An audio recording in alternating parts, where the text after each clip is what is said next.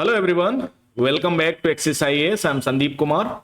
UPPSC ने 27 जुलाई को जो एग्जाम कंडक्ट कराया था उसकी ऑफिशियल आंसर की जारी कर दी है, यानी ROARO 2023 वाला जो अक्टूबर नवंबर में आया था उसकी ऑफिशियल आंसर की आ चुकी है।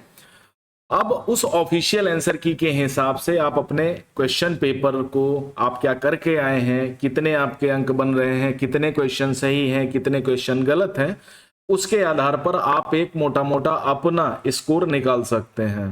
कट ऑफ क्या होगा, किसी को अगर आपत्ति है क्वेश्चन पेपर में तो वो आपत्तियों का निपटान कैसे करेगी यूपीपीएससी, उसका भी पूरा डाटाबेस आ चुका है। यानी आपके लिए आज दो इंफॉर्मेशन है, पहली तो आपका जो ऑफिशियल आंसर किया है, दूसरी आपत्ति लगाने के लिए भी यूपीपीएससी ने एक ड्राफ्ट जारी किया है। तो सबसे पहले हम क्वेश्चन पेपर को देख लेते हैं किस हिसाब से और कहां पे मिलेगा। ओके, तो वेट ए सेकेंड, ये रहा हमारा ऑफिशियल क्वेश्चन पेपर और ये शीट है, ठीक है। पेपर कोड है UNHSIV01, ठीक है। आप सभी को पता है, यानी 42% लोगों ने एग्जाम दिया था। कितने? 42% लोगों ने, और लगभग 58% क्या 6,20,000 के आसपास बच्चों ने एग्जाम छोड़ा था। उसके कई कारण हैं। कुछ बच्चे तो ऐਵੇਂ ही फार्म डाल देते हैं, फिर एग्जाम देने से चूक जाते हैं या देना नहीं चाहते। इस बार थोड़ा जेन्युइन रीजन था, क्योंकि पिछली बार जो अटेंडेंस थी 62% के आसपास थी। इस बार जेन्युइन रीजन ये था कि किसी का 600 किलोमीटर दूर सेंटर बना है, किसी का 400 किलोमीटर दूर सेंटर बना है, किसी का 200 किलोमीटर। बारिश का मौसम है, जगह जगह तूफान बारिश आ रही है, तो इस तरीके से काफी सारी प्रॉब्लम्स थी, खासकर लड़कियों को। इसलिए पेपर बहुत सारी लड़कियों ने अटेंड नहीं किया है ना। तो उसका कट ऑफ पे जरूर असर पड़ेगा।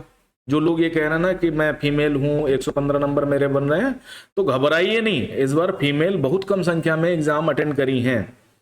ओके, तो इस वजह से आपको कोई दिक्कत लेने की जरूरत नहीं, आप आराम से मेंस की तैयारी करिए। अब क्वेश्चन पेपर को जिन लोगों ने नहीं दिया था वो भी समझ लें कि इस बार जो पेपर हुआ था ना वो अलग अलग नहीं हुआ था, सिंगल पेपर हुआ था। अब सिंगल पेपर में क्या था, भाग 1 में सामान्य अध्ययन था 140 प्रश्न, ठीक है। सामान्य हिंदी जो था 141 से 200 यानी 60 प्रश्न थे, तो कुल मिलाकर 140 जीएस प्लस 60 हिंदी के थे, और 3 घंटे का समय था, यानी 180 मिनट में आपको इस पेपर को करना था।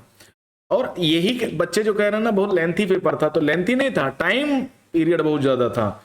8 बजे गेट खुलने का टाइम था, 8:45 पे गेट बंद होने का टाइम था, यानी कोई भी बच्चा अंतिम समय में 8:45 पर मान लिया वो एंटर करता है। अब 8:45 से लेकर के 12:30 तक वो बैठा रहा होगा।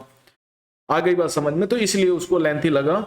हो सकता है जिन लोगों ने मेंस नहीं लिखा उनको प्रैक्टिस नहीं है। मैक्सिमम 120 मिनट का हम टाइम पीरियड मान के जाते हैं, और उसमें थोड़ा सा हम सेटिस्फाई भी हैं। ओके, तो ये है तुम्हारा ऑफिशियल आंसर की। ये की कहां मिलेगी? एक तो आयोग की वेबसाइट पर मिल जाएंगी, विभिन्न टेलीग्राम प्लेटफॉर्म पे मिल जाएगी। अगर वहां कहीं नहीं जाना है तो हमारा एक्सिस आईएएस, ठीक है, नाम से हमारा टेलीग्राम चैनल है, वहां पे जाइए, आपको ऑफिशियल आंसर की, उसके अलावा जो सेकेंड इंफॉर्मेशन है वो अनुदेश भी मिल जाएगा। इसके बाद हम बात करेंगे कट ऑफ की, तो पहले इसकी बात कर लेते हैं हम। तो ये क्या है, लोक सेवा आयोग द्वारा 30 जुलाई 2025 को जारी किया गया। किसके लिए? सहायक समीक्षा अधिकारी, समीक्षा अधिकारी आदि प्रारंभिक परीक्षा 2023 जो 27 जुलाई 2025 को आयोजित की गई थी, से संबंधित वस्तुनिष्ठ प्रकार सामान्य अध्ययन सामान्य हिंदी, यानी 200 क्वेश्चन जो पूछे गए थे, से संबंधित प्रश्न पत्र को स्कैन कर प्रश्न एवं उनके उत्तर आयोग की वेबसाइट पर दिनांक 4 अगस्त 2025 तक उपलब्ध है। यानी जो आपकी ऑफिशियल आंसर की है कब तक उपलब्ध है? 4 अगस्त 2025 तक, इसके बाद नहीं रहेगी। तो अभी आपके पास टाइम है, आराम से डाउनलोड कर लेंगे।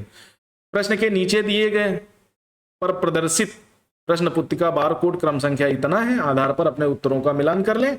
यदि आयोग द्वारा वेबसाइट पर प्रदर्शित प्रश्नोत्तरों के संबंध में कोई आपत्ति है, अगर किसी को किसी प्रश्न या उत्तर पे कोई आपत्ति है, तो प्रश्न पुस्तिका बार कोड क्रम संख्या इतना की प्रश्न पुस्तिका में अंकित प्रश्नों की क्रम संख्या और उसी के अनुरूप सही विकल्पों का उल्लेख करते हुए प्रारूप पर पूरा प्रश्न लिखेंगे तथा आयोग और का उत्तर आपत्ति के रूप में प्रस्तावित उत्तर सहित विकल्पों यानी ABCD भी लिखेंगे। एक तो ये करके देना है, ये लोग ज्यादातर लोग जानते ही होंगे। दूसरा, अभ्यर्थियों को सूचित किया जाता है यदि प्रश्नोत्तरों में कोई विसंगत प्रतीत होती है तो इस संबंध में अपना प्रत्यावेदन संगत साक्ष्य यानी साक्ष्य भी देना है, किस साक्ष्य के आधार पर आप इस प्रश्न का उत्तर ये निकाल रहे हो। अनिवार्यता सामान्य अध्ययन प्रश्न 1 से 40 व सामान्य अध्ययन 1 से 41 से 200 हेतु अलग अलग प्रत्यावेदन यानी प्रत्येक के लिए अलग अलग आपको प्रत्यावेदन देने हैं। प्रारूप प्रकार के साक्ष्य के साथ आयोग के बंद लिफाफे में परीक्षा नियंत्रक अधिगोपन भाग 5 अनुभाग उत्तर प्रदेश लोक सेवा आयोग को संबोधित हो डाक द्वारा या काउंटर पर दिनांक 5 अगस्त यानी 5 अगस्त 5 बजे के पहले आपको जमा कर देना है। ठीक है, और किसी भी कार्य दिवस में उपलब्ध करा सकते हैं बिना साक्ष्य के या अपठनीय असंगत साक्ष्य युक्त तथा प्रश्न पुस्तिका बारकोड क्रम समय के पश्चात प्रस्तावित हाँ अगर भिन्न है तो इस आधार पर प्रेषित आपत्तियों पर विचार नहीं किया जाएगा। निर्धारित तिथि के बाद जो आएंगी उनको भी नहीं। तो अभ्यर्थी का नाम डालना है, अपना अनुक्रमांक, परीक्षा का नाम, विषय का नाम। ओके, अब वेबसाइट पर प्रदर्शित प्रश्न पुस्तिका बारकोड यानी ये जो हमने आंसर की डिस्कस करी उसकी संख्या और वेबसाइट पर प्रदर्शित प्रश्न पुस्तिका इसके अनुसार आयोग का उत्तर क्या रहा और वेबसाइट पर प्रदर्शित प्रश्न प्रत्यावेदक के विकल्प और लिखित उत्तर क्या रहे और साक्ष्य आपने का लगाया है। जितने भी आपको लगता है उतने करके ये अपना आराम से आपको हमारे टेलीग्राम चैनल पर मिल जाएगा और उसको काम करके आराम से भेज दो। जिसको भी प्रॉब्लम है, जिसको भी लगता है कि नहीं हमें आयोग के समक्ष प्रस्तुत होना चाहिए। अब आते हैं अपने मेन पॉइंट पे। आपने अपना आंसर की देख लिया, आई होप आपने देख लिया होगा। ठीक है, प्रश्न पत्र पुस्तिका 71-0-38-09 ये ऑफिशियल आंसर की है और ये ऑफिशियल क्वेश्चन पेपर है आयोग का। ठीक है, इसी के आधार पर सारी चीजें होनी है। ओके, फिर आते हैं, ये हमारी वो हो गई।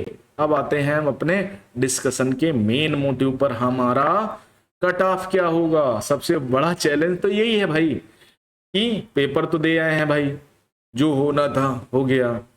तो 27 जुलाई को मॉर्निंग 9:30 से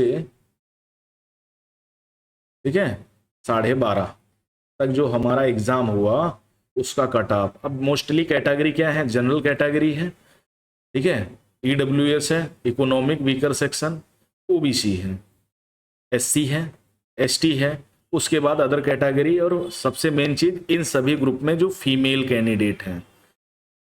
अब फीमेल कैंडिडेट का अलग से कोई अलग से जो रिजर्वेशन है, लेकिन उनकी संख्या जो है ना उन्हीं के ग्रुप में काउंट की जाती है। पहली चीज तो अगर मैं मान के चलूं जनरल का जो कट ऑफ होगा 120 से 125 के बीच में होगा। ठीक है, मेल का बता रहा हूं, ±5 नंबर ऊपर नीचे हो सकता है, 120 आ सकता है, 115 हो सकता है। EWS का हो सकता है 118 से 122 के बीच में वेरी कर जाए। OBC का लगभग 120 से 124 के बीच में वेरी करना चाहिए। SC का लगभग 110 115 नंबर के बीच में या इससे भी प्लस माइनस 5 कम करना है भाई। ST का 105 से लेकर के 110 के बीच में। ये हमारा एक मोटा मोटा स्कोर है कि इतना होना चाहिए। अब रही फीमेल की बात, जैसे जनरल फीमेल है, जनरल कैंडिडेट है, अगर 115 नंबर तक आपके बन रहे हैं, 112, 115, 116, 117 यानी 112 से प्लस अगर आपके बन रहे हैं तो आपको मेंस की प्रिपरेशन करनी चाहिए। 112 से कम जितना भी है, चाहे EWS हो, OBC हो, SC हो, ST हो, भूतपूर्व हो, कोई भी हो, विकलांग हो, सॉरी दिव्यांग हो, कोई भी हो, तो आपको मान के चलना है एक मैक्सिमम जो हमारा मेरिट स्केल है, जो हम समझ रहे हैं कि इतना उठेगा। भाई लोगों का कहना है कि पहली चीज तो अब ये किस आधार पे मैंने निकाला ये भी मैं आपको थोड़ा सा डिस्क्लोज कर देता हूं। पहली चीज तो 10,76,000 लोगों ने क्या किया था? फॉर्म डाला था। अब एग्जाम जो अटेंड किए हैं वो 4 लाख के आसपास, 4,48,000 के समथिंग अबाउट, ठीक है, 6,20,000 के आसपास लोगों ने फॉर्म भेजा है, सॉरी ड्रॉप किया है। अब ये परसेंटेज बनता है 42% लोगों ने एग्जाम दिया है और 58% लोगों ने एग्जाम को छोड़ा है।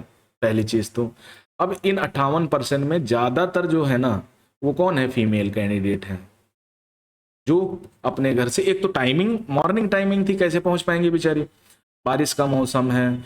जो मेल कैंडिडेट ने छोड़ा है वो दूरी की वजह से, अन्य कई कारण हो सकते हैं, लेकिन ज्यादातर जो जेन्युइन कारण है वो दूरी। किसी के पास पैसा नहीं है, किसी के पास संसाधन नहीं है। आयोग को ये समझना चाहिए अपनी गलती की सजा वो बच्चों को देता है, पहली चीज। दूसरी बात, अब क्या करना, 42% में कुछ ऐसे बच्चे हों, इसमें ये मैं मान लेता हूं कि इसमें कम से कम 42% में 50% बच्चे ऐसे होंगे जिनकी तैयारी बहुत अच्छी होगी, male and female both half.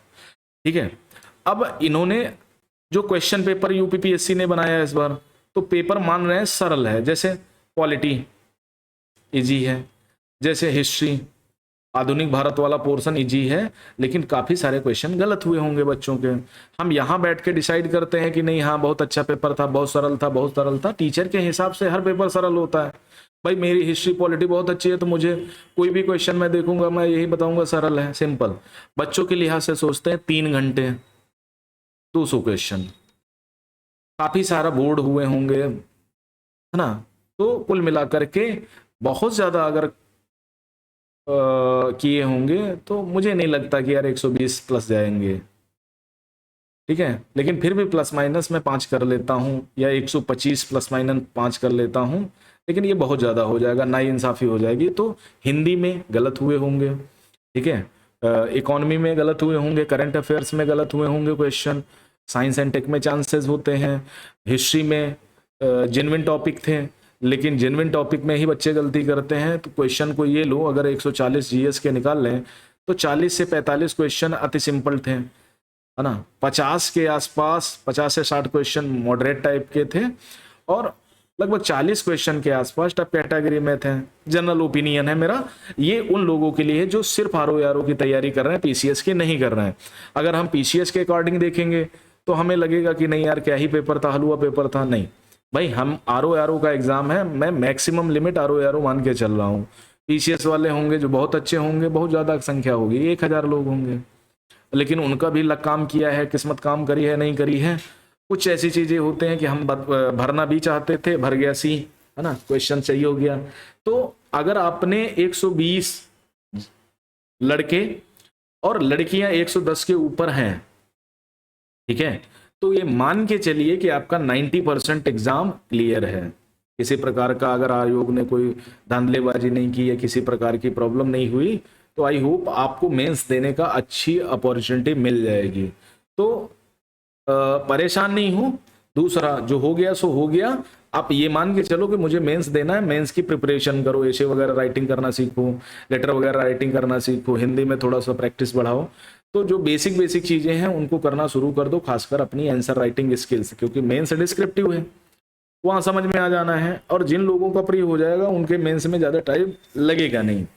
आई बात समझ में? तो अभी आपके पास अच्छी अपॉर्चुनिटी है, टाइम भी है। उसके अलावा जो सबसे बड़ी चीज है वो यूपी पीसीएस 2025 है। यूपी पीसीएस 2025 12 अक्टूबर को है, 65 से 70 दिन के आसपास हमारे पास है, तो उसके लिए प्रिपेयर करो। उसके अलावा आरओ जो 2025-26 आएगी, वो भी कहीं ना कहीं इंतजार में है, न्यू एग्जाम कैलेंडर में उसको जगह मिल जाएगी। तो मेरे भाई, जहां पर अगर गड़बड़ हो गया है तो पीछे मत सोचो, आगे का सोचो और मेहनत करोगे हो जाएगा। ठीक है, मुंह बना के बैठने से, परेशान होने से, एंजाइटी स्ट्रेस लाने से कोई बहुत ज़्यादा तोप नहीं चलेगा, है ना। एग्जाम पढ़ोगे तो ही निकलेगा। आगे बात समझ में? तो ये हमारा एक मोटा मोटा ओपिनियन है। ओपिनियन ऊपर नीचे हो सकता है, तो उसके लिए गाली देने की जरूरत नहीं है। मैं मान लूंगा मेरा ओपिनियन गलत हुआ है और मैं अपने आप को गाली दे दूंगा, आपको इतना कष्ट करने की जरूरत नहीं है। ओके, तो आज के लिए इतने, मिलते हैं नेक्स्ट सेशन में, तब तक के लिए धन्यवाद, नमस्कार। और हाँ, जो मैं कहना चाहता हूँ वो ये है कि हम लोग प्रीलिम्स प्रैक्टिस सीरीज चलाने वाले हैं। अगर जिसको आपको अगर ज्वाइन करना हो या आपको फ्री में करना हो, जो भी आपकी सिचुएशन हो, हमें हमारे टेलीग्राम चैनल पे या व्हाट्सएप के माध्यम से हमें सूचित कर दें, उस हिसाब से हम अपना आगे का प्लान बना सकें। तो आज के लिए इतना ही, थैंक यू वेरी मच, नमस्कार, धन्यवाद।